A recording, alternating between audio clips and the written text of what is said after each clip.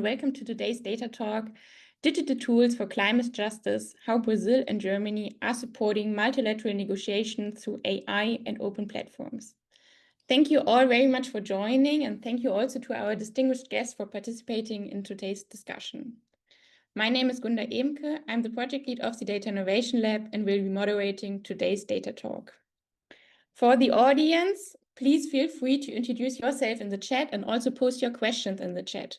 We will start with the keynote to set the stage, followed by a series of 5-minute presentations from Brazil and Germany, each showcasing practical tools for negotiators and policymakers with a focus on COP30. Afterwards, we will give you the opportunity to ask your questions. This data talk is co-hosted by the data labs of the German Federal Foreign Office, GIZ, BMZ, the German Federal Ministry for the Environment, Nature Conservation and Nuclear Safety, as well as the Ministry of Foreign Affairs of Brazil. As we approach COP30, hosted in Belém, Brazil, the international community faces a decisive moment in climate diplomacy. In a world marked by information overload, growing complexity, and unequal access to resources, digital tools must help to ensure fairness, accessibility, and transparency for all negotiating parties, large or small. In response, Brazil and Germany are joining forces with this data talk to demonstrate how technology, particularly AI and digital public infrastructure, can be used to level the playing field in international climate negotiations. To start the conversation, I would like to introduce our keynote speaker, His Excellency, Eugenio Garcia. Eugenio Vargas Garcia is a senior career diplomat and scholar currently serving as a tech ambassador and director of the Department of Science, Technology, Innovation and Intellectual Property at the Ministry of Foreign Affairs of Brazil. He has served in Brazilian diplomatic missions in, for example, London, Mexico City, and San Francisco. He holds a PhD in the history of international relations from the University of Brasilia and has lectured at the Rio Branco Institute.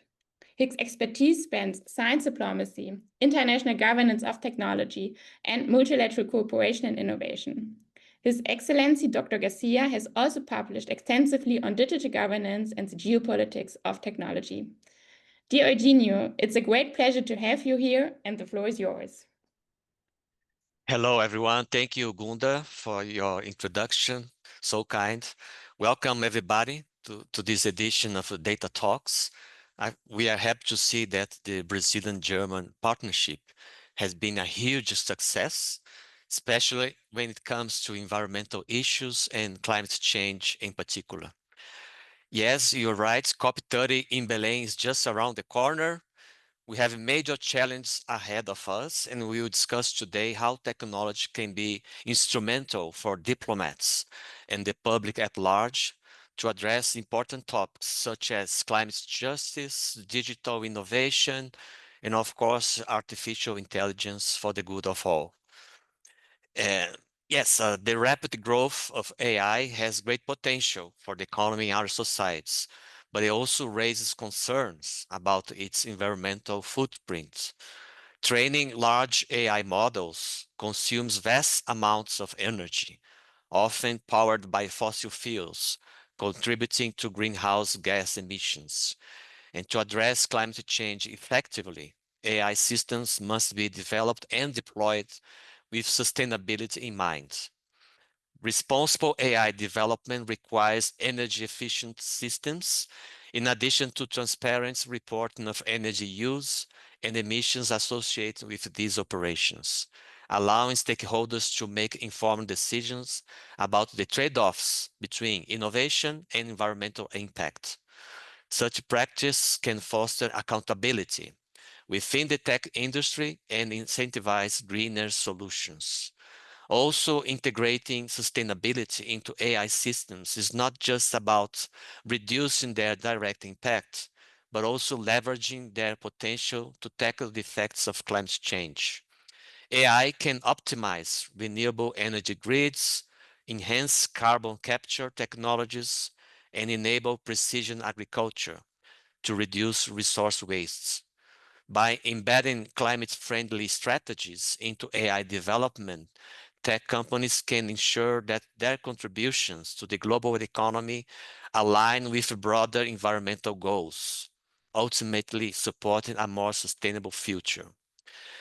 Ambassador André Correia do Lago, in his fourth letter on behalf of the Brazilian presidency of COP30, mentioned the need to mobilize all stakeholders to work alongside governments in advancing global efforts, such as halting and reversing deforestation and forest degradation by 2030, supporting the acceleration of the global energy transition, including tripling renewable energy capacity globally, doubling the global average annual rate of energy efficient improvements by 2030, and transitioning away from fossil fuels in energy systems in a just, orderly, and equitable manner.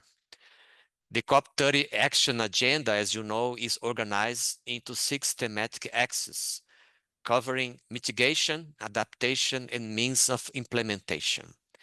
The cross-cutting axis number 6 will focus precisely on unleashing enablers and accelerators, including on finance, technology, and capacity building. And 2 key objectives should be highlighted in this regard. Objective 27, AI, digital public infrastructure, and digital technologies, and Objective 28, innovation, climate entrepreneurship, and small and micro businesses. Today, we will learn more about some exciting initiatives by Brazil and Germany to apply digital tools to enhance our capabilities to make a difference in multilateral negotiations. Technology has been transforming diplomacy, and we need to make the most of AI, data, and digital solutions to be up to the challenge. I will stop here. Gunda, thank you. Thank you very much, also for highlighting both opportunity, but also the challenging using technology in this environment to tackle also climate change. Like it's not only positive, but we also might be or must be careful when using it. Today we look more at the opportunity side, how we can actually use it, and I would like to announce our first speaker, Pietro, to show us what Brazil is actually doing very concretely for COP this year. Pedro Ivo Ferraz da Silva is a career diplomat at the Ministry of Foreign Affairs of Brazil, where he is currently the Secretary and Coordinator for Scientific and Technological Affairs and Bilateral Relations, Climate Department at the Ministry of Foreign Affairs of Brazil. He has extensive experience in international cooperation on science, technology, and innovation, and has represented Brazil in multiple diplomatic assignments, including in Berlin. His academic background combines engineering and philosophy of technology, bringing a multidisciplinary perspective to the intersection of innovation policy and diplomacy. Dear Pedro, the floor is yours. Vielen Dank, Gunda. It's a pleasure to be here and to reconnect with Germany again in the context of our preparation to COP30. I'd like to salute all the colleagues who are sharing this panel here and this event. And I think it's quite timely as we are exactly 1 week before the COP in order to discuss this interesting intersection between digital technologies and climate change. I think, well, first, I think it's important to highlight that digital technologies, and specifically AI, will have a very prominent role in this year's COP. I think this is a recent tendency, I mean, maybe perhaps 2-3 years, in which we have been more and more exploring the role of digital technologies in the fight against climate change.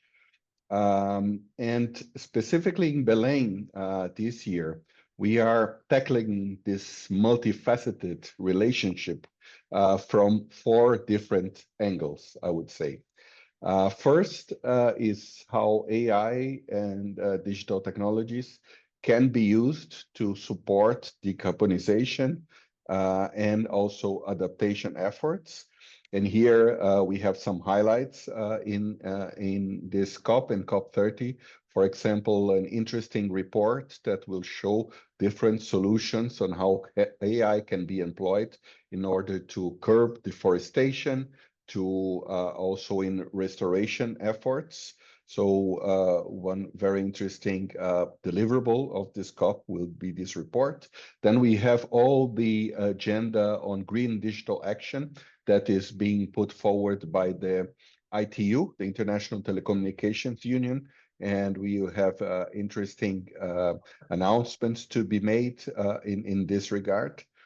Also, the concept of digital public infrastructure will feature quite prominently in this COP. It's, let's say, a new concept for the climate change regime, but it's also a very important one as it brings forward how open digital systems, non-proprietary systems can be used in order to deploy climate policy in a very comprehensive manner.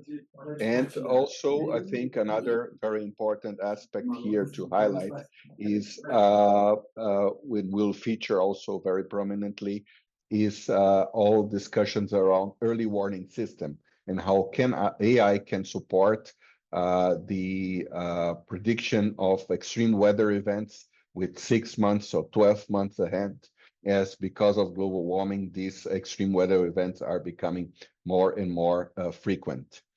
Then the second, let's say, aspect of this intersection would be how to reduce the carbon and other environmental footprints of AI and digital technologies. And then we have a discussion on a special carbon tracker for digital infrastructure here during COP30, and also specific discussions on how different interventions in data centers can be done in order to reduce the consumption of energy, for example, and hence also their related emissions. The third aspect of this intersection would be how the global south can have a more prominent role in sustainable AI development.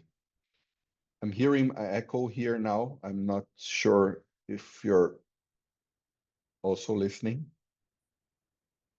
We hear you very well. I don't hear any echoing, at least from my side. Okay, it's just me, but I think I'll have to get used to it. So in this improvement of the role of the Global South, there will be an important announcement to be made in COP30, which will be actually the launch of the AI Climate Institute. It's a new institution that will be devoted to capacity building in developing countries to make sure that AI development is aligned to sustainable standards, it's sustainable practices. And there has been already a pilot workshop of the Institute conducted in Belém last month. It was very successful. We brought 25 students from 8 Amazonian countries. And the idea is that we have this in-presence workshop delivered by the Institute in different developing regions like South Asia, Africa, or Southeast Asia. So this is also an important deliverable for the scope. And finally, I say that the fourth aspect of this is what we are discussing here, which is how AI and digital tools can support COP negotiators and participants. And I would say that the keyword here is access. So through the AI chatbots that we are delivering, both Brazil and Germany, I think we can make sure that negotiators can have a wider access to the existing, literature and also decision text, because they are becoming more and more in terms of amount. And in order to have a proper access and be able to assess them, we need AI to support us.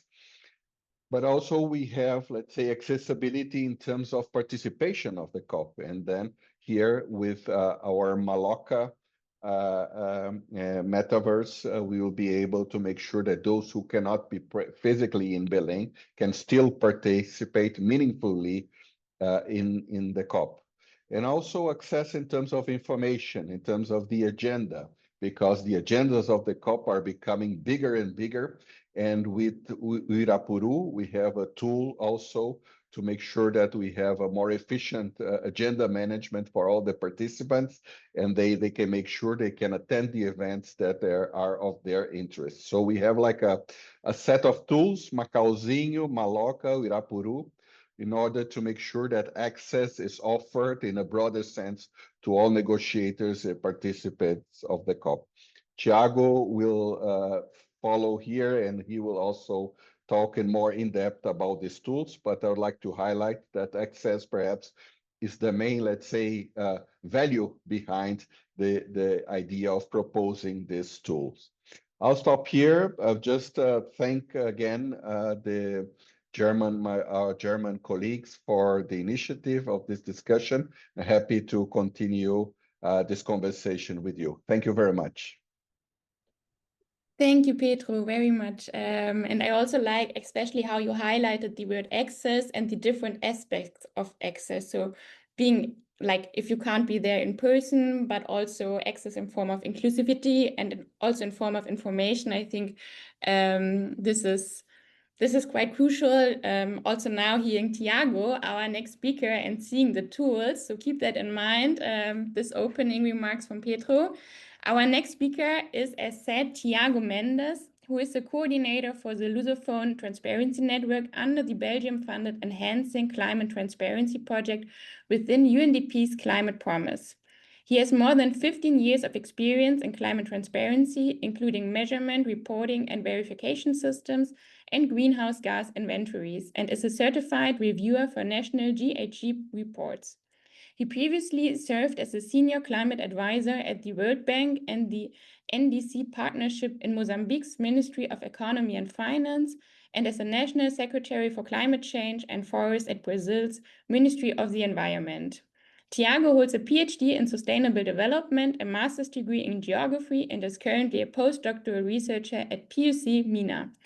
Dear Thiago, the stage is yours. Please, over to you.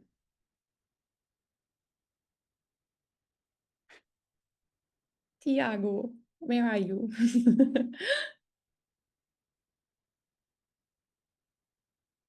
He was there a minute ago.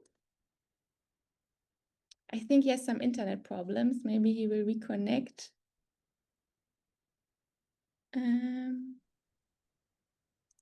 Otherwise, we do it vice versa.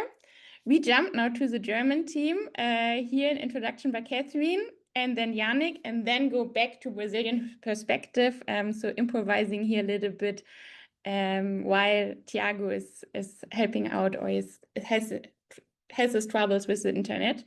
So I will now announce our next speaker, Catherine, from the German side. And for the audience, please feel free to post your questions in the chat. We will open the chat in the meanwhile, like when there are questions, I will try to get them in. So don't be shy and ask all your questions.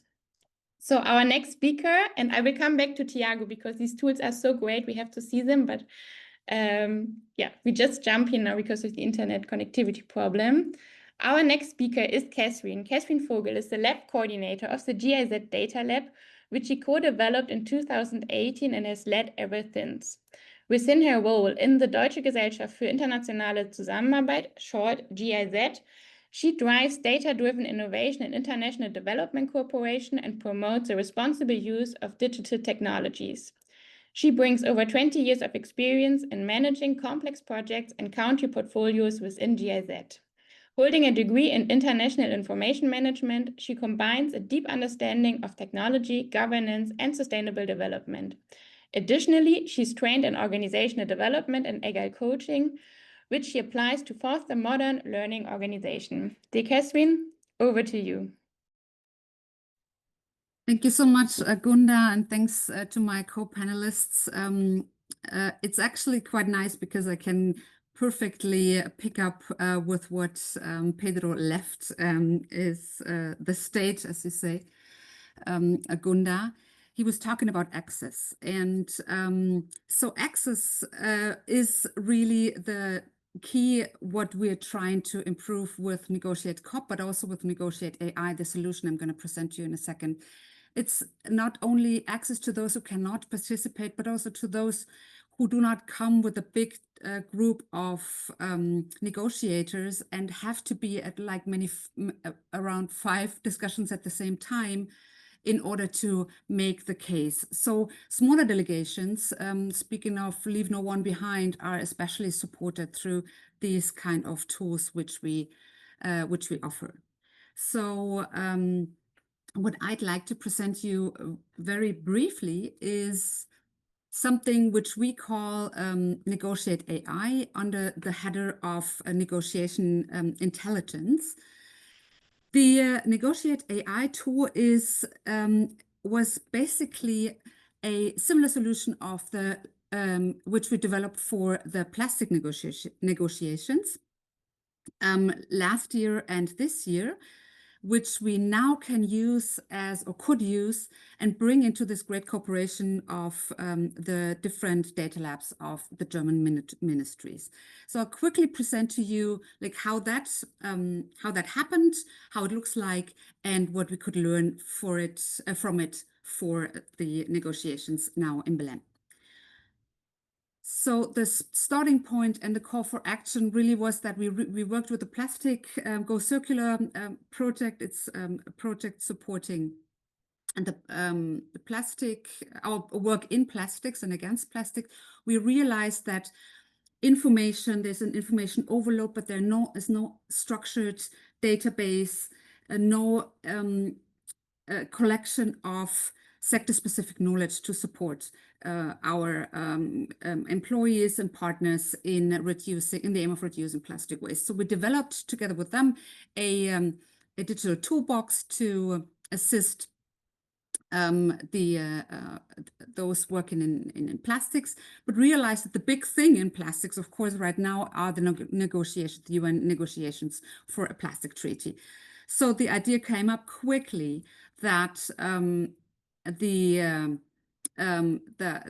unstructured amount of data which we have is not only an issue in the plastic sector in general, but especially for these negotiations.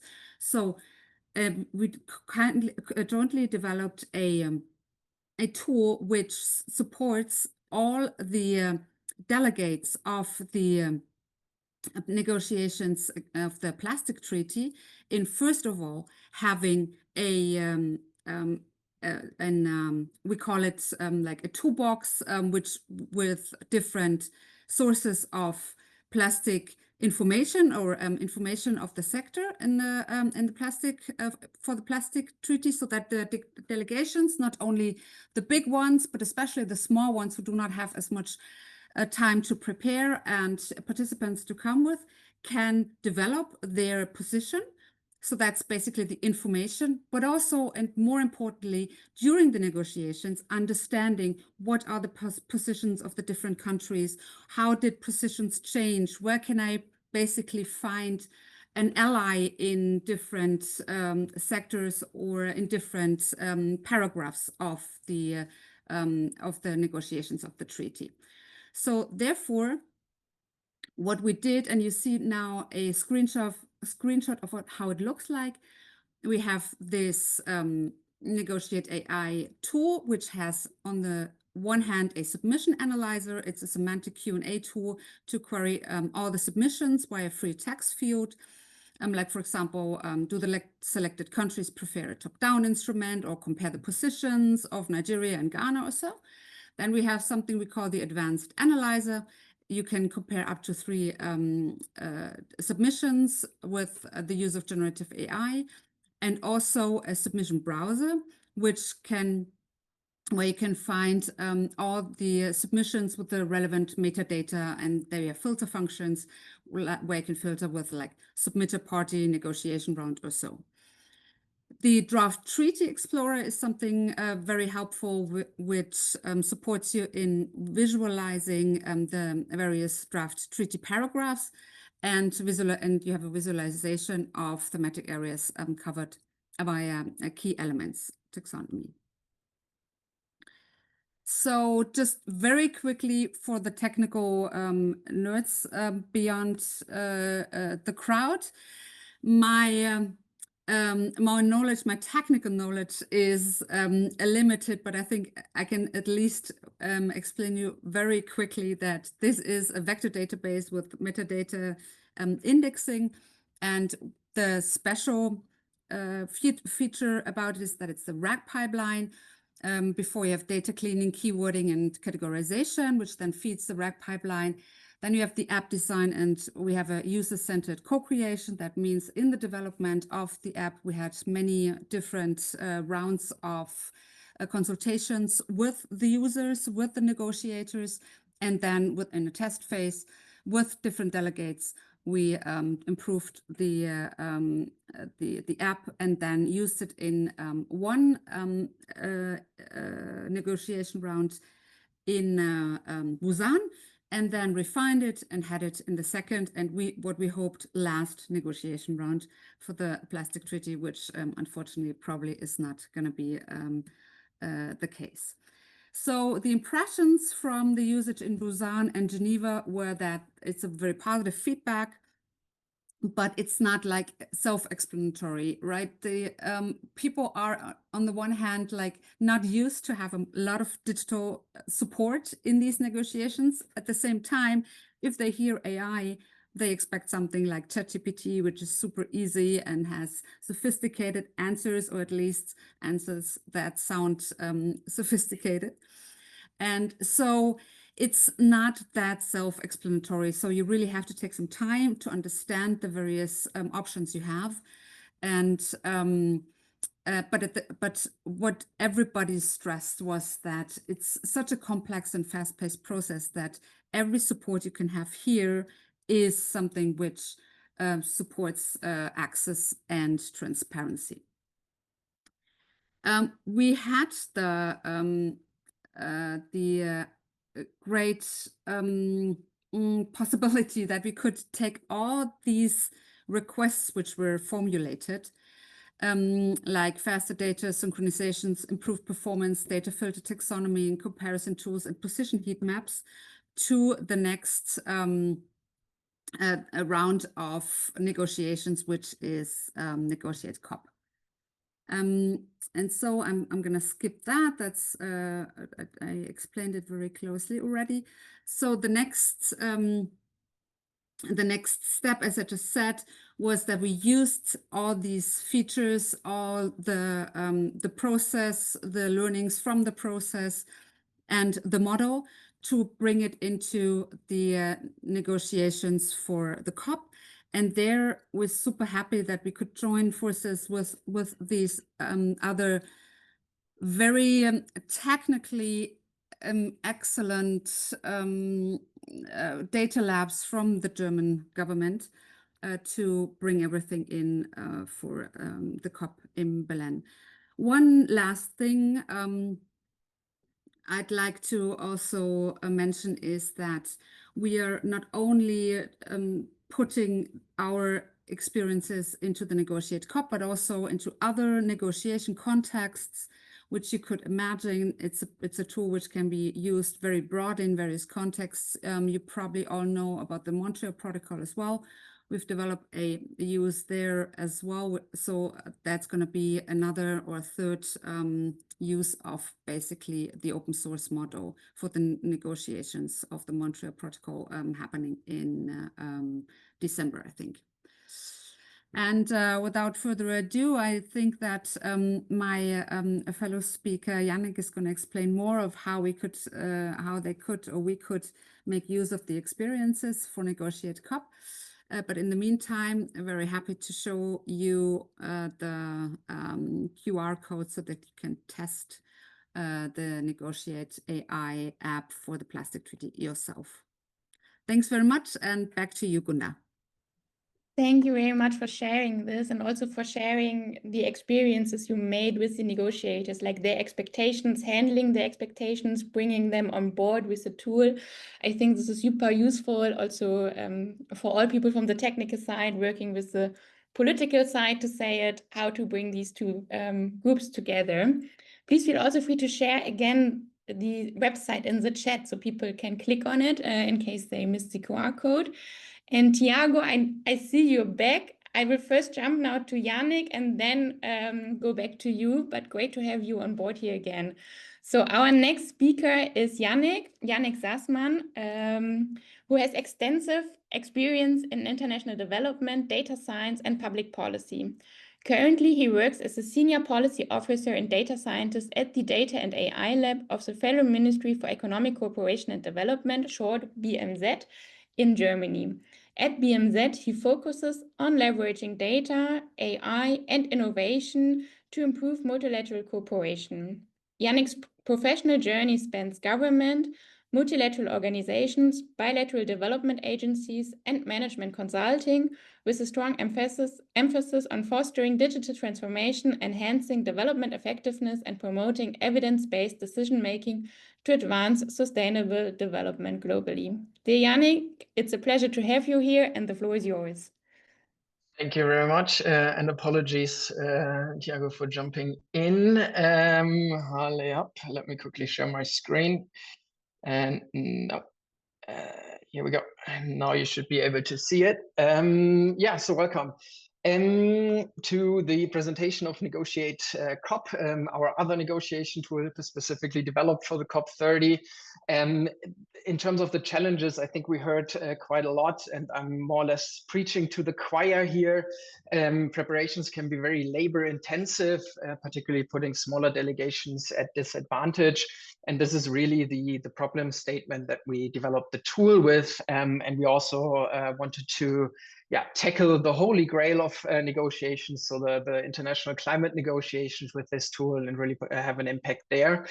And our objective with NegotiateCOP is really to provide it as an open digital public good. It's freely available on the internet. I will share the link in a second, and really make it available to all delegations equally. We've just heard about the importance of access and inclusivity in these negotiations, and we do want to move the needle in that direction a little more with NegotiateCOP, and really level the playing field by making the key information more accessible.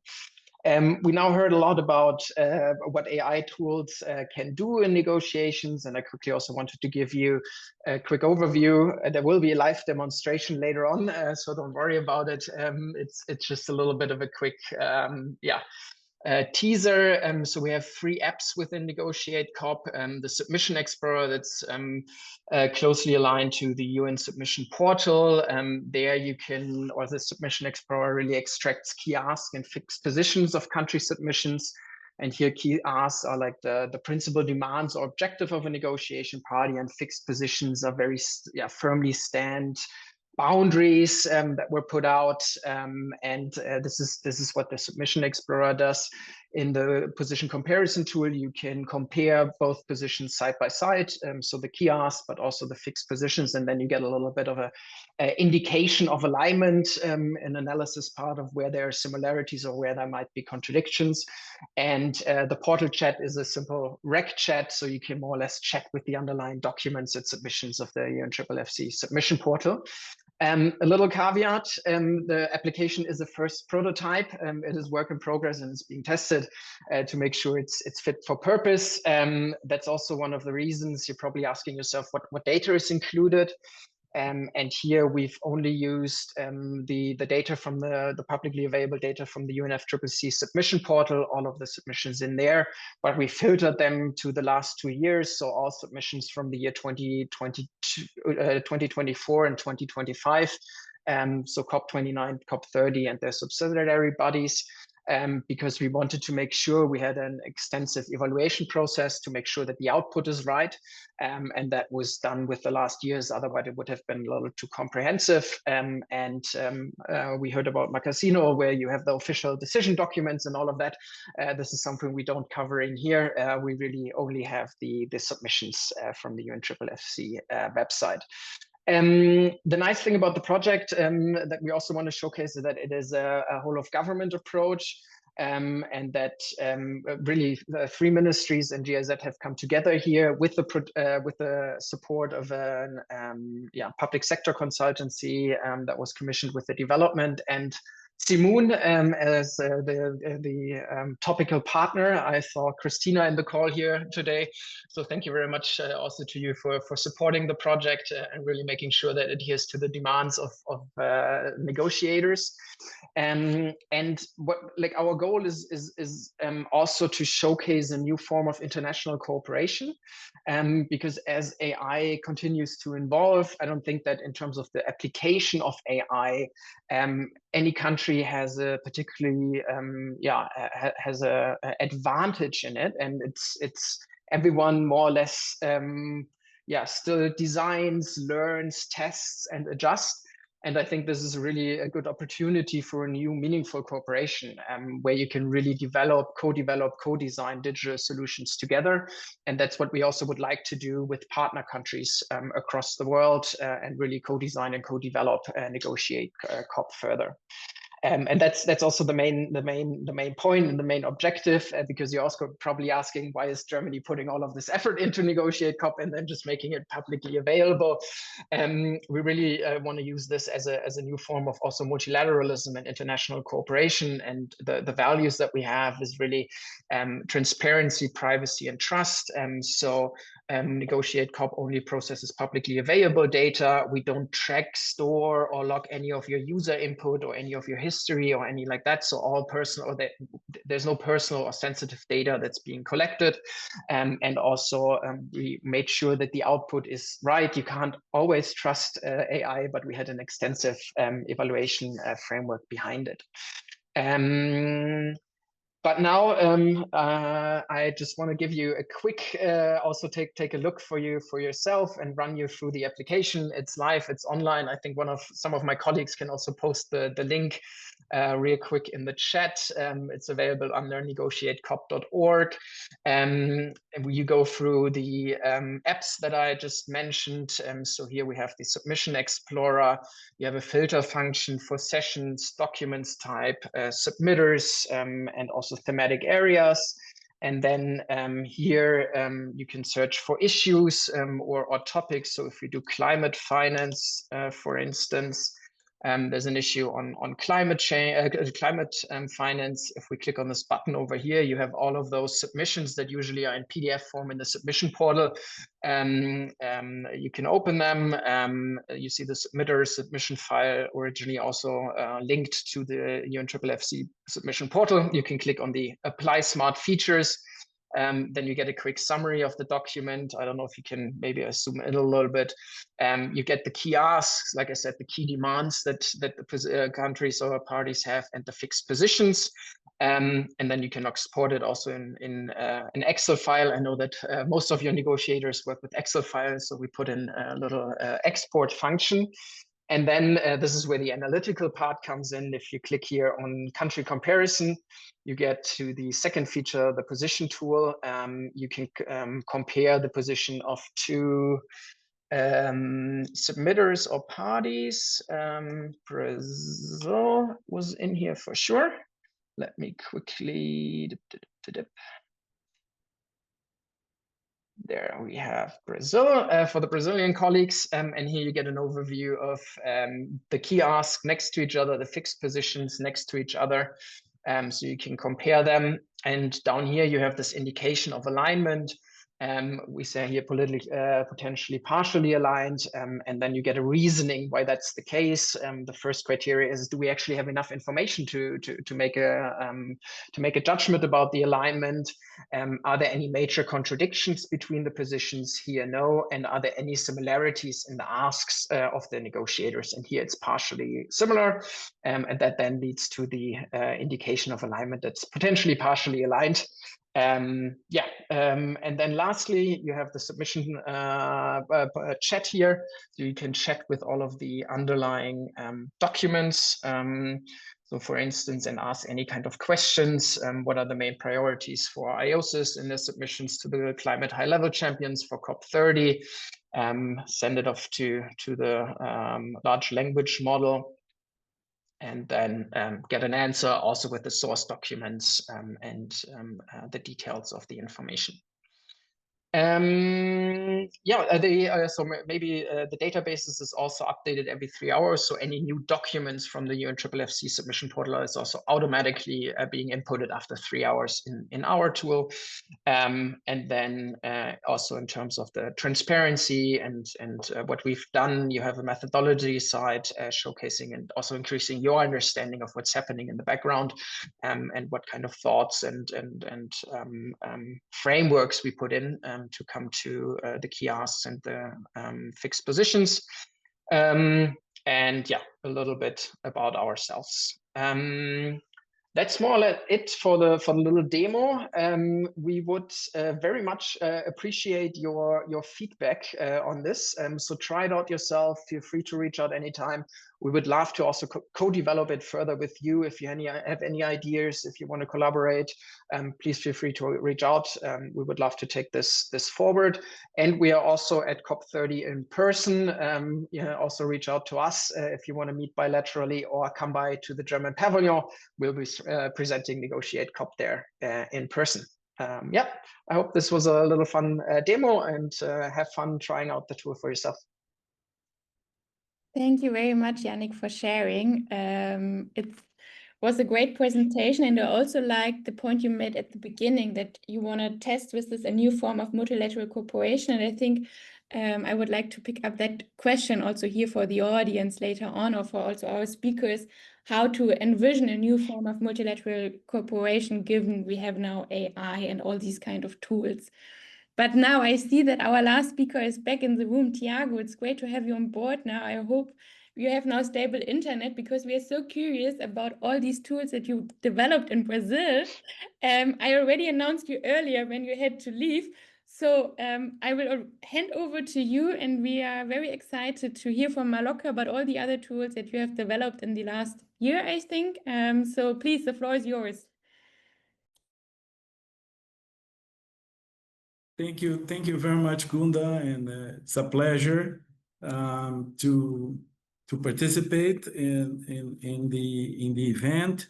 I hope that my internet connection do not fall again. We had massive amount of rain yesterday night in Brasilia, and the office that we are working here had these difficulties with internet today. If you allow me, I would like to actually share my screen to further present to you the tools that we are actually implementing. I know that some familiar with it. I will actually further present. It is available at the website www.routetobelém.com. So this is also working in the 7 languages, 6 UN plus Portuguese. And in a nutshell, we have implemented 3 different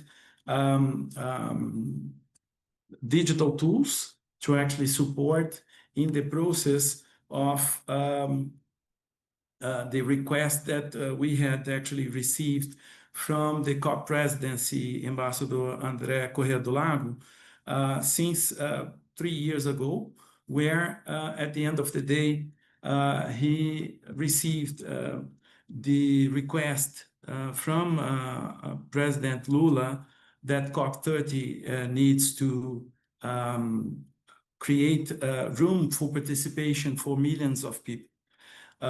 So way before deciding Belém and all that, we started the design of those tools to make sure that there is a substantive participation of and democratization of the information from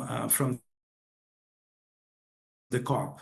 The first one is Maloka, is the official COP30 Metaverse platform, which actually it is being broadcasted today, this event. So the colleagues that also would like to participate directly from Maloca, you can actually just send an email to maloca@roadtobelém.com, and you're going to receive a special individual link for joining Maloca.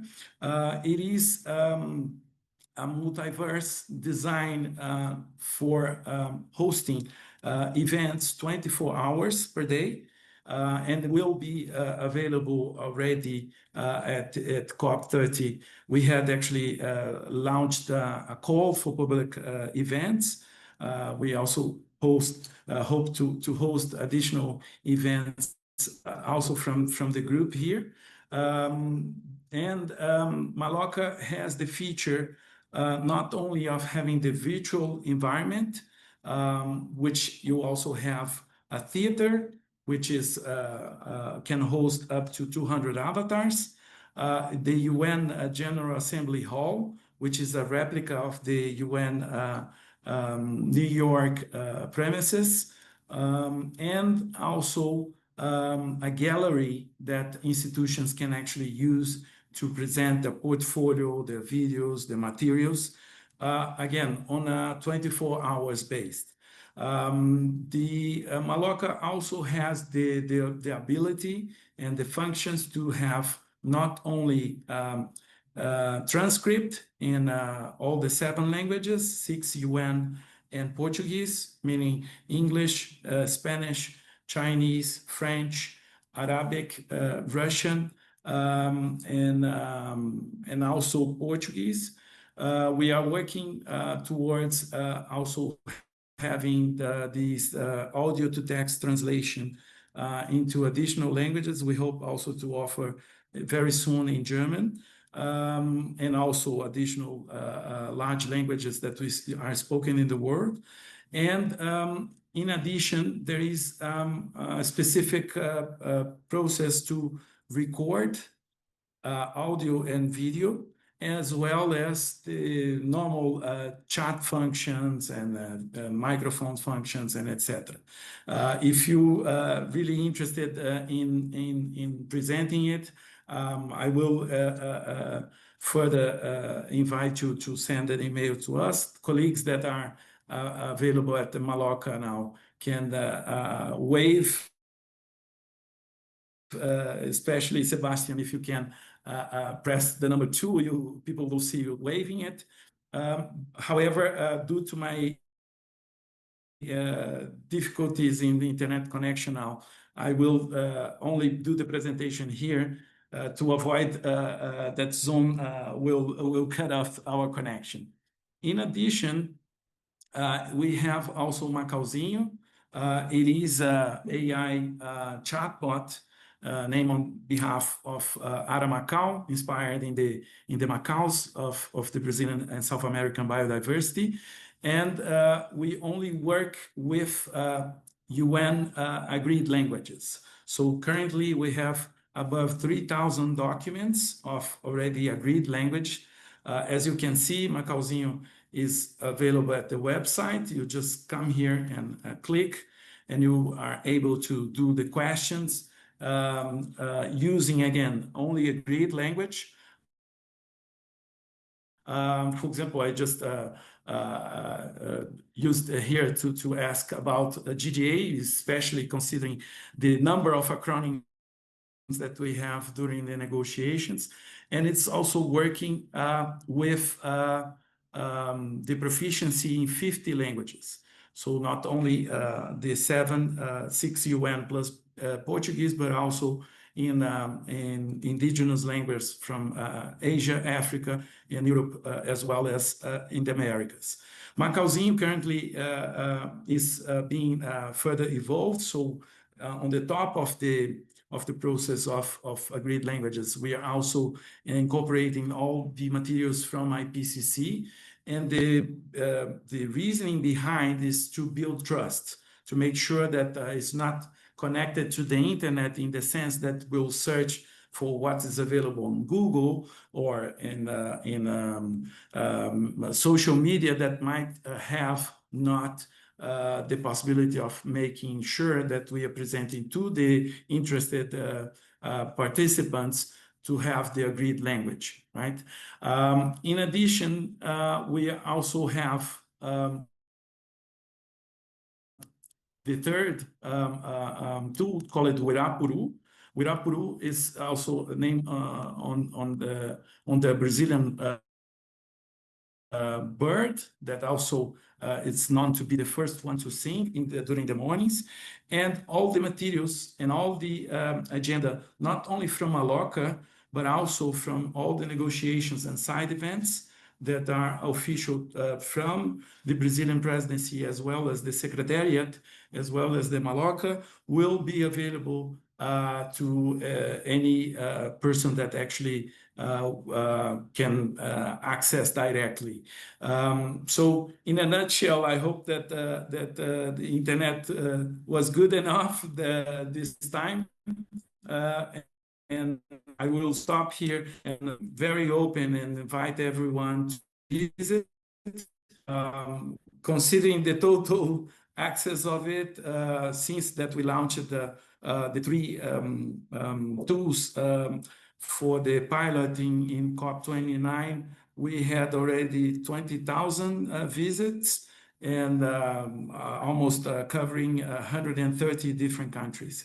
So we really would like to further enhance cooperation with colleagues that we know that have a lot of complementary of the different tools that were presented here. Happy to further advance cooperation with all of you.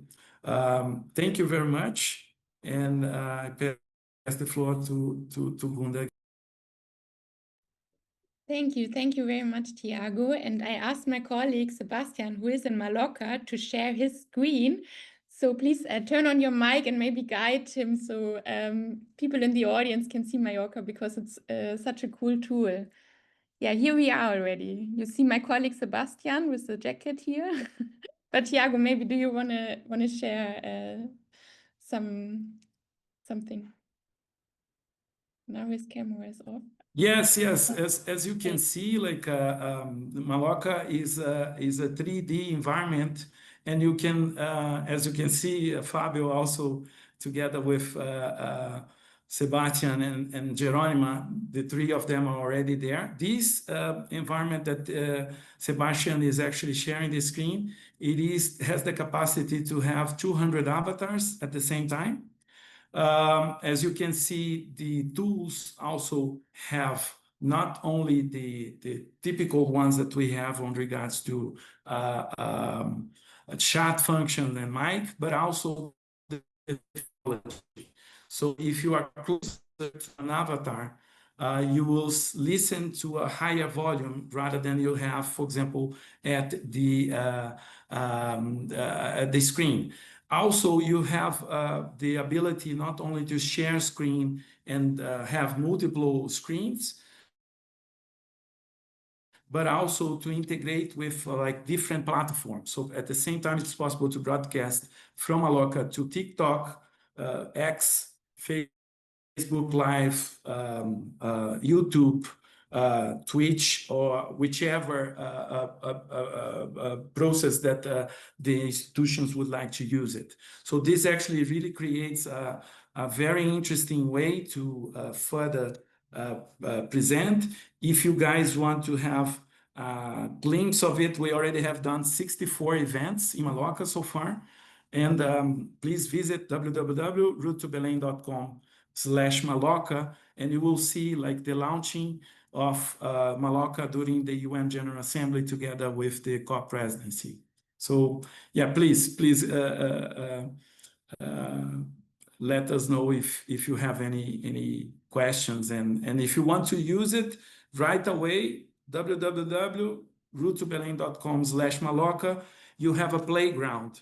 So you just enter there, you will be able to see the different features, and you can actually use it in another point. A small point, Kunta, if you permit, is that Mallorca is not internet.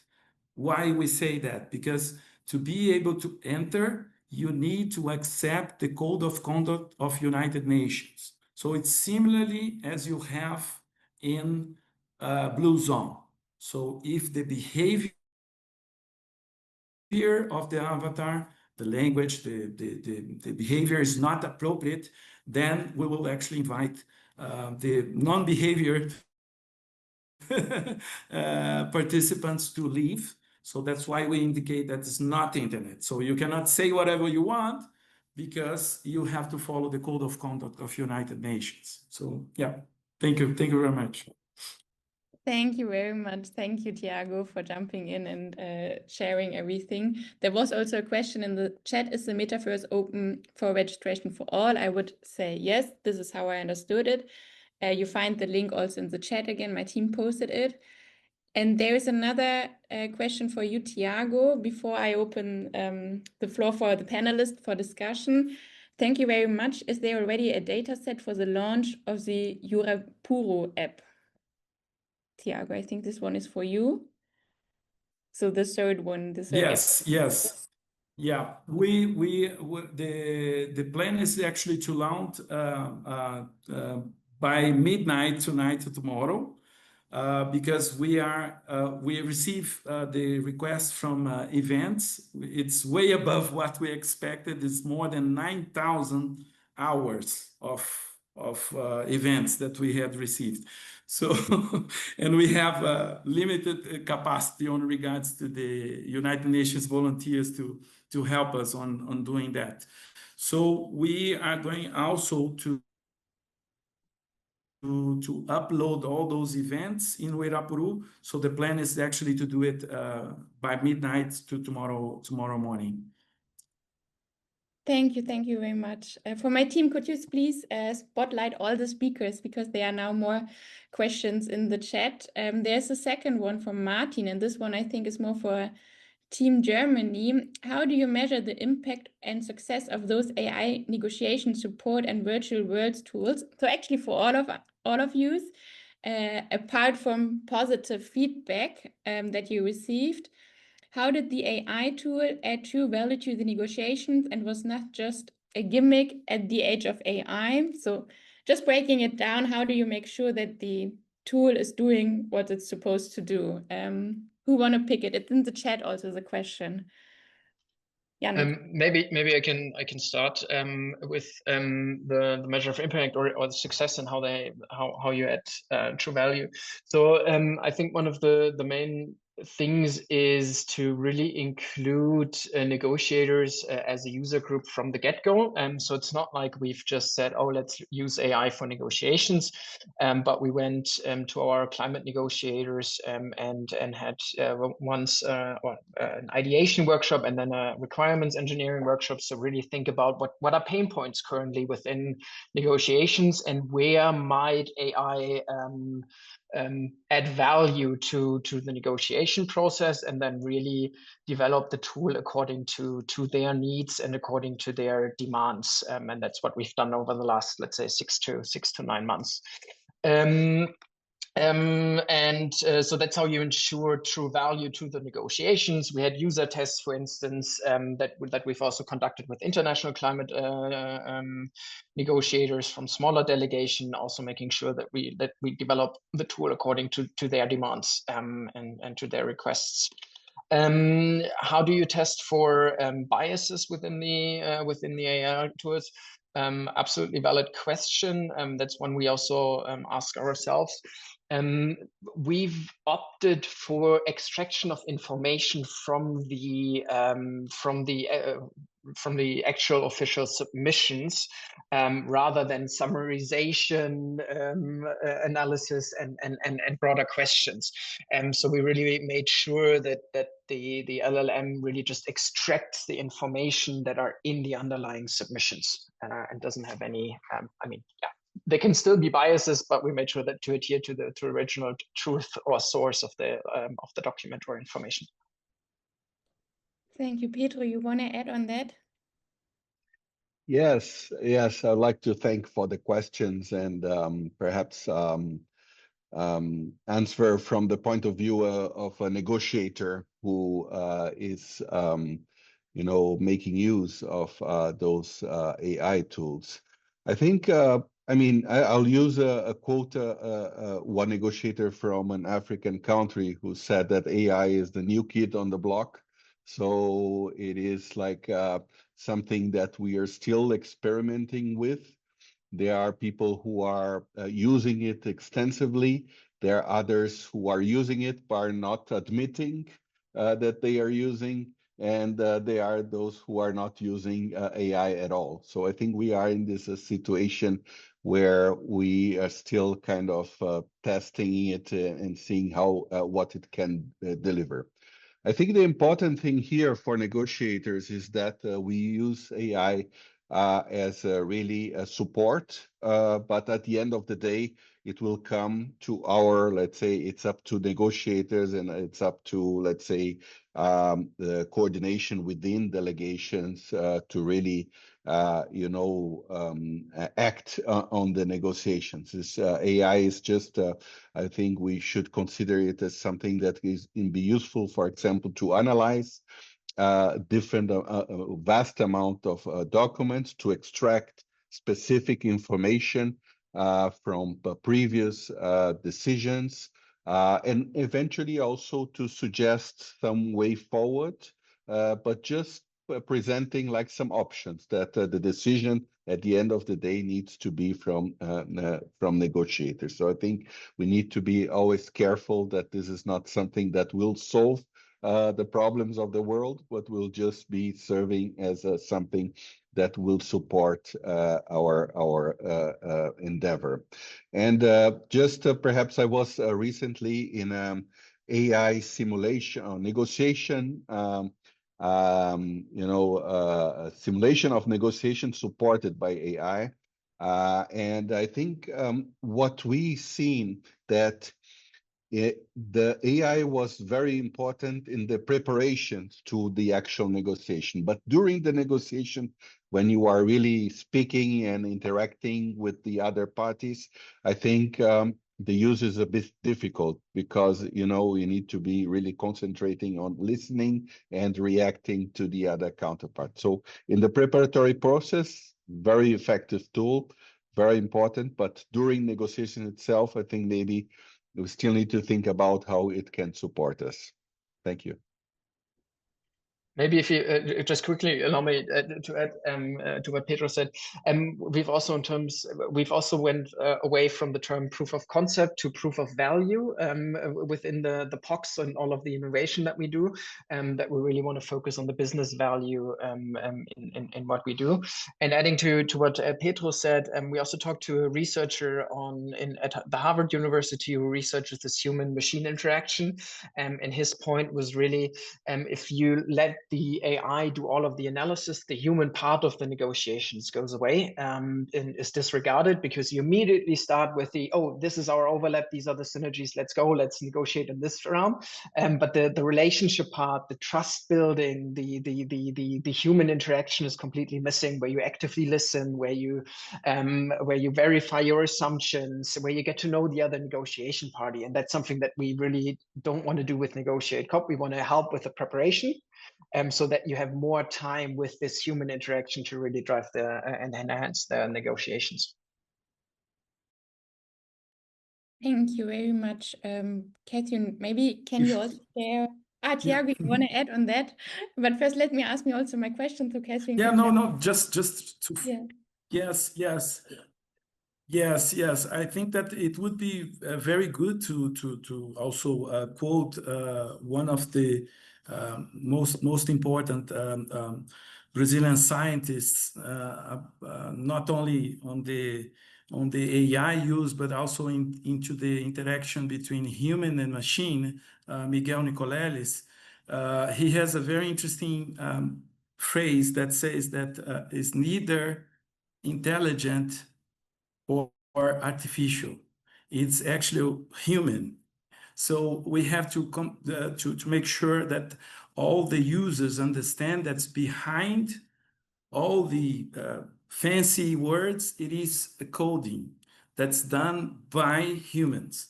And humans do have the intelligence behind, but also the difficulties to transmit what the machine will do, because the machine does not think.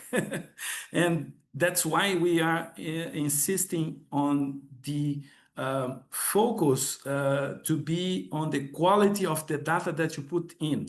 So my metaphor, also explaining that to our students at the university, is that it's simply just like a machine that you make orange juice. If the oranges are not good, the juice will not come out on a good quality too. So the most important thing that we emphasizing to create trust is to be very transparent about what is the data that you present to the machine. And then, of course, the human quality and creativity generates so many different ways. And the focus now is how we can actually expand and democratize the information, which is very complex about negotiations. So just this a small comment on that. Thank you. Thank you, Tiago, for sharing this. Also, your metaphor with the orange, I think this is quite useful in this context also. Maybe, Catherine, can I ask you, can you share some lessons learned also in the process of developing Negotiate AI for the plastic treaty agreement? Like, because I know we have also here some technical audience, so what would you improve in the process? And this also goes back to the question of Martin. So what are things that you would maybe do differently now, having this experience? What can you give all these folks here in the audience? Like, what are your lessons learned maybe? Thank you. Yes, thanks very much. I mean, actually, this really is a great opportunity that we could also already have these lessons learned and then put them into the process of NegotiateCOP. I mean, that's what you always hope for, you know, scaling something and then using the learnings. So one of the learnings which was taken up by the NegotiateCOP team is to have as many or intense user tests as possible. So just really understanding what does the user need at the end of the day during the negotiation. So what Yannick was just saying is it's very often not that, like, it's during the negotiations it brings you like, or it saves you 3 hours or 5 hours of time. It's maybe like building on the analysis of the AI, you can have a faster or a better informed discussion. You can find allies more quickly, etc., etc. So that's one. The second one is that you need to have a strong team which does fast improvements. So once you have a feedback and you realize that something's not working well, that you can adapt this very quickly. Basically, what we've also learned is that the more you work with the delegates beforehand, is also the better they can use it during negotiations. So it's kind of like a training for them, so that they do not start and say like, okay, how does this work and what do I have to do? What are the limitations? So that you train them in advance. I mean, train is a big word. I mean, just like that they familiarize themselves with the apps, so that once like dynamic is huge, you won't find the time to sit down and then say like, okay, like how is this working? So once you already have the competence to use it, it will help you a lot more during the trouble or like fast paced times. We know that a chatbot is not the silver bullet, as we already said. The data filtering, very often the metadata, a good metadata and data filtering really is what people see a big asset. Just when you look at the plastic treaty, we didn't have the documents from the various session rounds in one place, and now that you have like all the documents, so that you can search also the differences between one round and then the next one. Also, these things, they are of huge value. It's not only the chatbot. Thank you very much. We are a bit running out of time. We are already overdue. But I would like to give one last question to Eugenio, maybe with a look in the future, so beyond COP, how do you see multilateral negotiations, but also diplomacy in general changing with all these tools that we have seen now, and maybe with all these tools that might come? So yeah, if you can share your vision also, that would be great. Thank you so much. Thank you, Gunda. Yes, I think we learn about this digital toolbox that Brazil is developing for COP30, but looking to the future, we saw Maloca, Macauzinho, Uirapuru.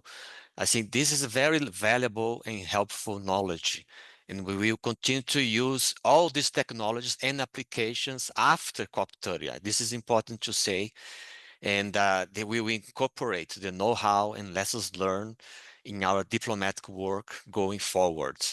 So I think it's extremely useful, and congratulations to all our colleagues on developing and deploying these applications. And of course, thank you for the audience for watching. Looking forward to our next challenge. I think this is a good closing remark. Thank you very much. And I would like to thank you all speakers. Also, thank you to the Data Innovation Lab team, and thank you to the audience for joining us and for staying longer than intended. Thank you very much. I look forward also to now a productive COP using our tools to all these lessons learned from then the COP, and a more inclusive digital future for all.